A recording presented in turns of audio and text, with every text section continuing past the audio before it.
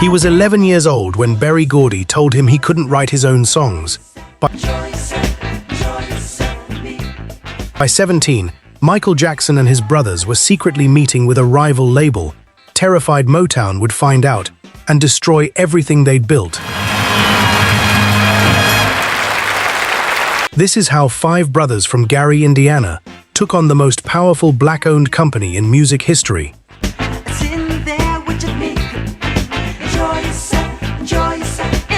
Reason number 10. They weren't allowed to write a single one of their own songs. When the Jackson 5 signed with Motown in 1968,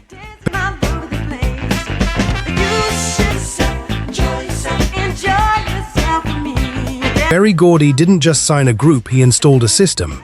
It was called the Corporation, a small team of in-house songwriters and producers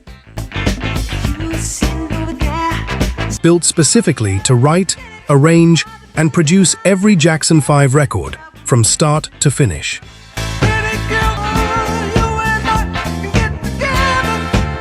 Michael, Jermaine, Tito, Jackie, and Marlon had no say in what they sang.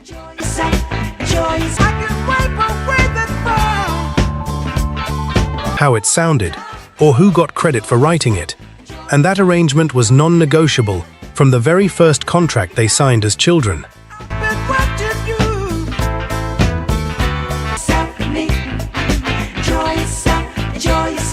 For most acts, this might have been a reasonable trade-off for stardom. But Michael Jackson wasn't most acts. Even as a child, he was absorbing everything, studying vocal phrasing,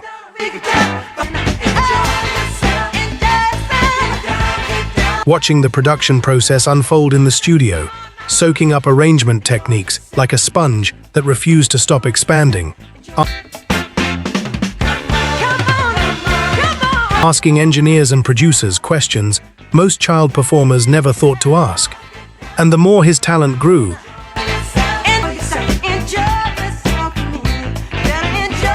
the more suffocating that system became. By the early 1970s, Michael was reportedly bringing his own song ideas into rehearsals, humming melodies he'd written himself, only to be told the formula was working. So why change it? Motown's hit-making machine had produced I Want You Back, ABC, and The Love You Save, 3 #1 singles in a row, an achievement that silenced most internal objections before they could even be raised. From the outside, it looked unstoppable. From the inside, it looked like a cage built out of gold records. The brothers began to feel like employees inside their own success story, performers executing someone else's vision, instead of artists shaping their own sound. And that quiet frustration, the sense that their creative voice was being managed rather than heard, became the first crack in a relationship that would eventually shatter completely. Reason number 9. They were locked into one of the worst royalty rates in the music industry, and almost nobody outside Motown's accounting office knew it. Gordy built Motown's business model around control.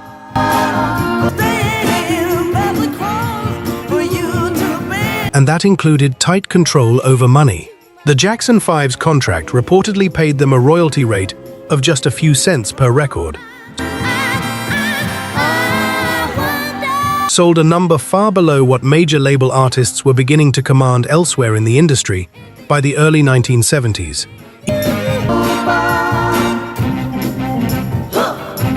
Even as the group sold millions of records and packed arenas across the country,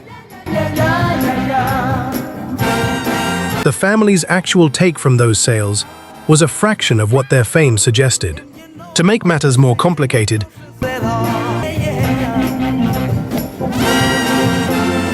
Motown also controlled the publishing rights to the songs the corporation wrote for the group, meaning every time ABC or I'll Be There, Now here are 5 brothers from Gary, Indiana, arranging. played on the radio, the publishing income flowed toward the label rather than the 5 boys whose voices had made the record's hits in the first place. Joe Jackson, the boys' father and manager, I gave him my cookie. grew increasingly frustrated as he watched his sons fill stadiums, while Motown's machinery publishing, production, distribution So we felt collected the lion's share of the profits. He began comparing notes with other managers and industry insiders, and what he learned only deepened his concern. Artists on other labels were often securing better terms. The brothers were earning a salary-like structure rather than true artist royalties,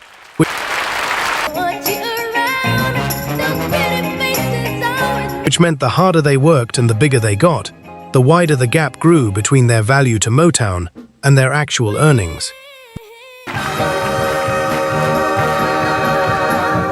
This wasn't just a contract dispute. It was a slow-burning realization that the family had signed away more than creative control. They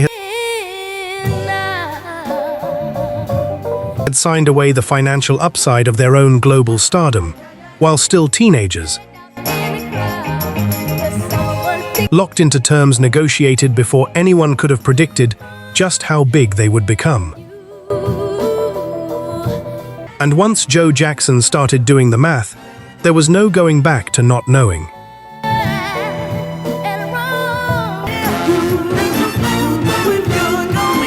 Reason number 8. Motown refused to let the Jackson 5 use their own instruments on stage or on record.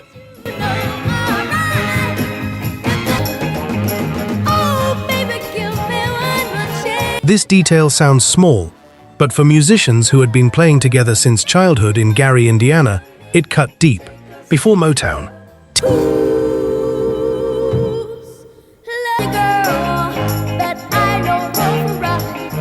Tito, Jermaine, and the rest of the family had built their reputation partly on raw musicianship they could actually play,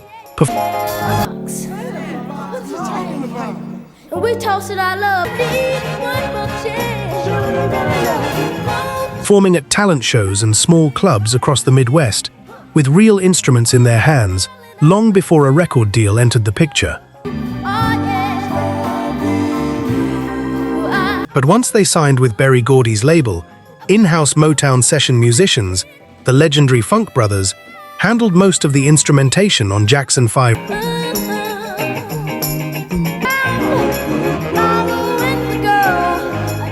records instead. The Funk Brothers were extraordinary players, responsible for the bass lines and grooves behind dozens of Motown classics.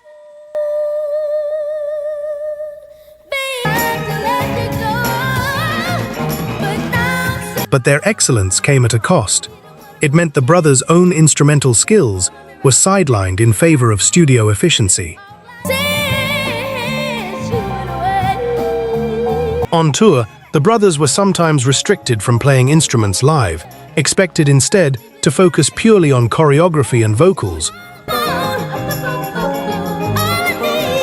while a backing band handled the music underneath them. For Tito in particular, who had taught himself guitar as a kid, practicing in secret because his father considered it a distraction from schoolwork, this felt like erasure. He had fought just to be allowed to play in the first place, and now the one outlet where his musicianship might have shone was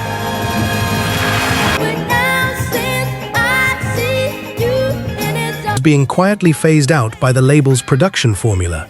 The label's reasoning was about polish and consistency. Professional session players guaranteed a certain studio-quality sound that matched Motown's reputation for hit records. But to the Jackson brothers, it was one more signal that Motown saw them as performers to be packaged, not musicians to be respected for the full range of what they could do. Every restriction added another layer of resentment.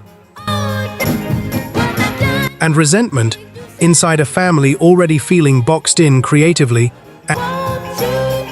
and financially, doesn't stay quiet forever. It starts looking for an exit. Reason number 7. Gordy didn't just control the music, he controlled the narrative around the family. And that included pressuring them to project a certain image at all times. The Jackson 5 were marketed as wholesome, clean-cut,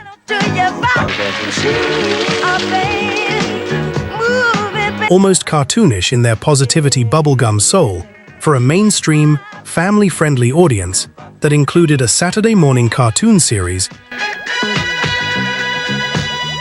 built entirely around their squeaky-clean public personas. There was significant pressure to maintain that image, both on camera and off. In interviews, in public appearances, even in casual moments that might end up in a magazine. As Michael moved into his teenage years, he began to feel the tension between the image Motown was selling and who he actually wanted to become as an artist.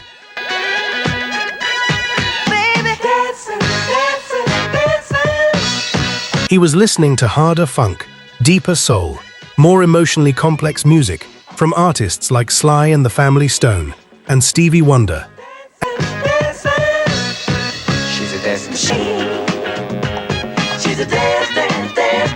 And he wanted the group's sound to mature alongside him, to reflect the more grown-up emotional territory he was starting to feel pulled toward as a performer. Motown, however, had built a profitable formula around youthful innocence. And formulas that are working are notoriously hard to convince executives to abandon, especially when quarterly sales figures keep validating the approach. This wasn't just a stylistic disagreement, it represented a deeper struggle over identity. Who got to decide what Michael Jackson and the Jackson 5 as a group were allowed to become as they grew older in the public eye. Motown viewed them as a product to be maintained at peak marketability. Gordy didn't let them go quietly, he fought to keep the name Jackson 5 itself. Motown's legal team argued that the group's name was effectively company property.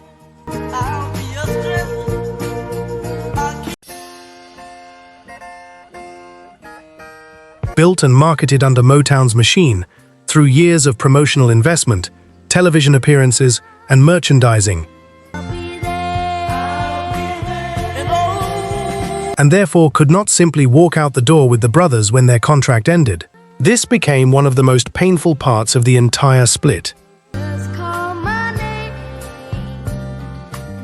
The Jackson 5 weren't just losing a record deal, they were at risk of losing the very identity they had spent 7 years building in the public eye. A name printed on lunchboxes, posters, and concert tickets sold around the world. Ultimately, the dispute was resolved by the group rebranding as the Jacksons once they moved to Epic. A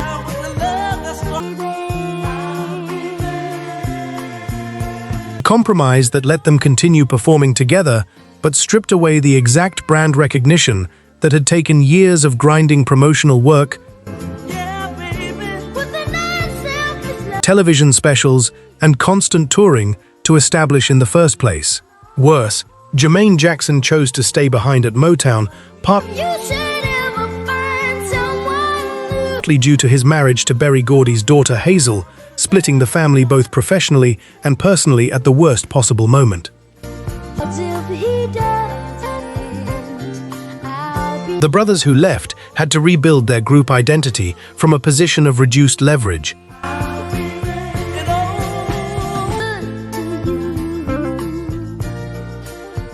Essentially relaunching themselves under a new name, while their former label retained ownership of the one they'd made famous, forcing fans and radio programmers alike to learn an entirely new brand from scratch.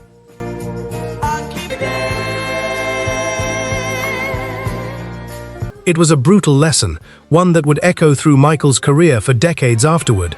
Even your own name isn't always yours when someone else is signing the checks. Reason number 4. The split fractured the Jackson family from the inside, and nowhere was that more visible than with Jermaine.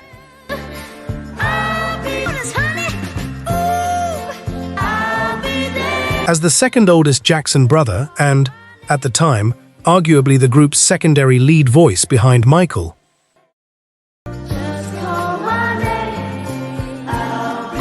Jermaine's decision to remain at Motown wasn't just a career choice, it was deeply personal. He had married Berry Gordy's daughter Hazel in 1973 in a lavish wedding that itself became a Motown publicity event,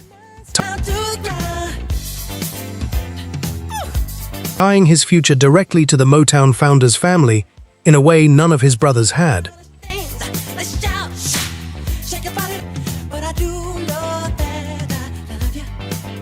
When the rest of his brothers chose to walk away from Gordy's label, Jermaine stayed, creating a painful and very public rift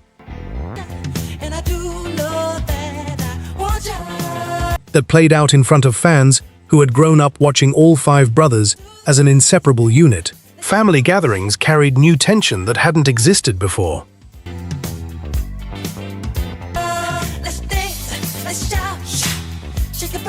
Loyalty, for the first time, had to be chosen rather than assumed. And there was no version of the decision that didn't disappoint someone Jermaine loved.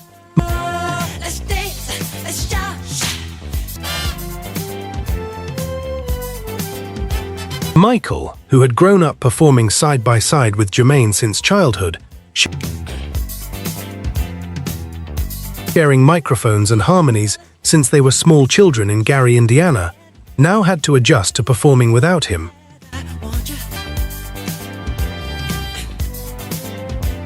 Learning new vocal arrangements that filled the gap Jermaine's voice had left. Meanwhile, the music press speculated endlessly about betrayal, division, and whether the Jacksons could survive losing one of their original 5. Often framing the story in tabloid terms that added public humiliation to private family pain. This wasn't a clean business divorce. It was a family being pulled apart at exactly the moment they needed unity most, forced to prove to the world that they could still succeed even while visibly fractured from within. Reason number 3. Leaving Motown meant the surviving group had to prove, almost overnight, that they could write and produce their own material,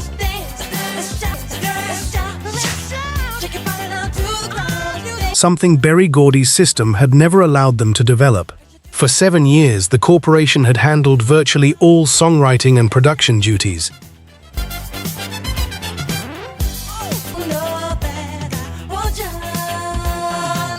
which meant Michael and his brothers had spent their entire professional lives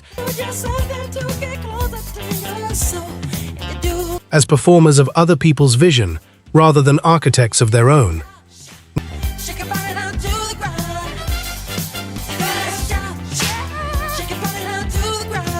Now, signed to Epic and rebranded as the Jacksons, the brothers were finally given creative control.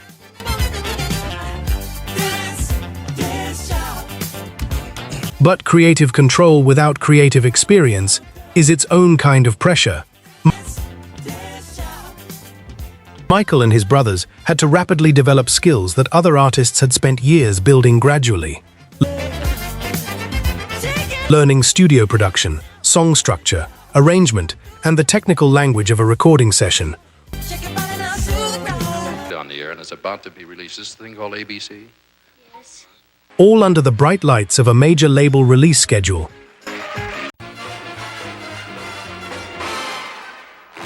With critics and former label mates watching closely to see if they'd flop without Motown's machine behind them.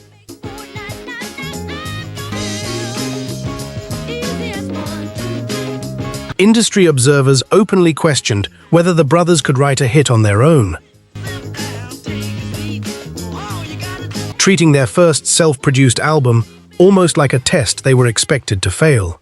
The stakes were enormous.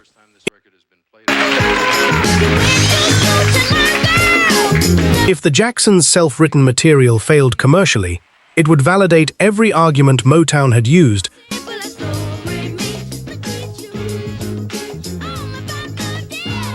to justify controlling them in the first place. And it would hand Gordy a permanent talking point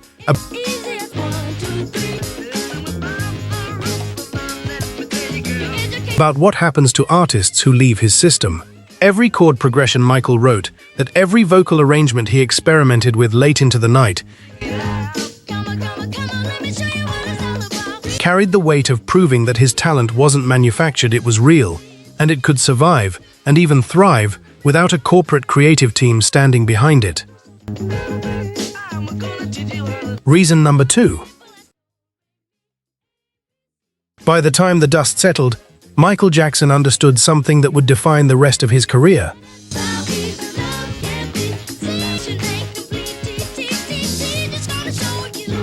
Ownership matters more than visibility, watching his family fight to even keep their own name. Watching years of Motown hits generate fortunes that flowed disproportionately toward the label, rather than the artists who created them. And watching his own brother choose a former rival's family over his own. These experiences left a permanent mark that no amount of later success would erase. It's part of why, years later as a solo superstar, Michael became famous for fiercely negotiating publishing rights and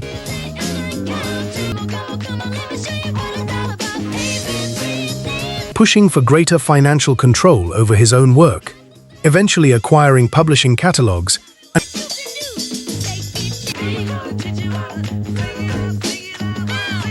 and building one of the most valuable music publishing portfolios in entertainment history. A portfolio that included rights to songs by artists far beyond his own catalog. The lessons learned during the Motown years about contracts, about royalty structures, about who really profits from an artist's labor when the artist is too young or too inexperienced to know better, became the blueprint he refused to repeat in every deal he signed afterward. The sacrifice wasn't just the stress of secret negotiations or a fractured family. It was watching, up close and at a formative age, exactly how much an artist can lose by signing away control too early, before anyone understands the true scale of what they're giving up, and carrying that knowledge forward, like armor, for the rest of his career, shaping decisions that would define him for the next 3 decades. Reason number 1. The deepest cost of breaking away from Gordy wasn't financial or even creative. It was the slow realization that the family who built part of Motown's empire from the ground up could be treated as replaceable the moment they asked for more. The Jackson 5 had been one of the most successful acts in Motown's history, generating massive revenue and global visibility for the label throughout the early 1970s, filling arenas and topping charts on a label that had built its entire reputation on discovering and developing talent. And yet, when they wanted more creative freedom and fairer compensation, the response wasn't negotiation in good faith, it was resistance. Legal threats over their own name, and a fight that nearly tore their family apart at its emotional core. For young Michael Jackson, Watching his father and brothers battle one of the most powerful men in the music industry was a brutal education in how the business actually worked behind the glittering surface of hit records and sold-out tours. An education most performers don't receive until much later in their careers, if ever. It taught him. At an age when most kids are worrying about homework and report cards, that talent alone guarantees nothing. Leverage, ownership and control are what truly determine whether an artist thrives or simply generates wealth for someone else for years on end. That lesson, paid for through a fractured family, a hard-fought rebrand, and years of contractual maneuvering, became the foundation of everything Michael Jackson would later fight to protect for the rest of his life, right up until his final years. If you've made it this far,